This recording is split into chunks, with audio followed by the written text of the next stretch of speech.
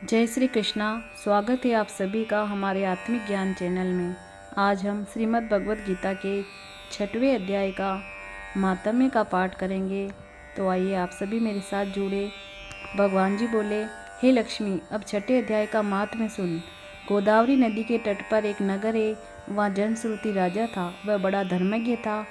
एक दिन उस नगर में कई हंस उड़ते उड़ते आकर बैठे।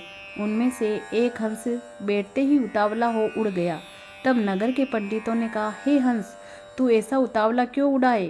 क्या तू राजा जनश्रुति से पहले ही स्वर्ग को जाना चाहता है?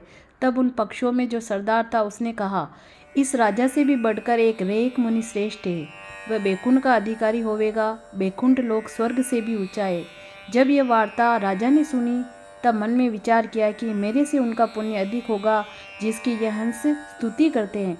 ये विचार करके कहा कि चलकर उनके दर्शन करने चाहिए। तब राजा ने सारथी से रथ मंगवाकर उस पर बैठ प्रथम बनारस अर्थात श्री काशी जी में जाकर गंगा स्नान कर ब्राह्मणों को दान दिया और विश्वनाथ शिव जी के दर्शन किए। फिर लोगों से पूछा कि यहाँ कोई रेक मुनि रहते हैं?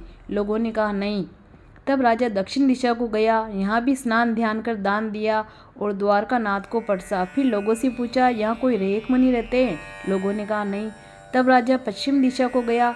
राजा जहाँ जहाँ तीर्थों पर जावे तहाँ तहाँ ही जा स्नान दान दर्शन करे और रेक मुनि को पूछे। फिर राजा ने उत्तर दिशा में जाकर श्री बद्रीनाथ जी को परस कर रथ आगे बढ़ाया तो रथ चले नहीं। तब राजा ने कहा, मैंने समस्त पृथ्वी की परिक्रमा करी परंतु किसी भी स्थान पर मेरा रथ नहीं अटका। यहाँ पर अटका है। इससे प्रतीत होता है कि यहाँ अवश्य ही कोई ऐसा पुण्यात्मा रहता है जिसके तेज से मेरा रथ नहीं चलता। तब राजा ने रथ से उतर आगे चलकर देखा कि पर्वत की कंदरा में मुनि बैठा है जिसका तेज सूर्य की किरणों के समान है। तब राजा ने विचार कर सोचा, रेक मुनि होंगे। जब राजा ने दंडवत कर चरण वंदना करी तथा स्तुति करी तब मुनि ने राजा से आदर सहित कहा, हे पृथ्वीपति, तू चारों धाम के पर्षणहारा, धर्म का साधनहारा और बड़ा पुण्यात्मा है। तब राजा ने पूछा, हे मुनिनाथ, आपका तेज ऐसा किसके बल से है? मुनि ने कहा, हे राजन, मैं नित्य प्रति गीता जी के 6वें अध्याय का पाठ करता हूँ। इस कंदरा में उसी का प्रकाश है। यह सुनकर राजा ने अपने पुत्र को बुलाकर कहा, हे पुत्र, आज से तू राज्य कर, अब मैं तीर्थों को जाता हूँ। इतना कहकर राजा ने राज्य त्याग दिया और रेक मुनि ने श्री गीता जी के 6वें अध्याय का पाठ आरंभ कर दिया।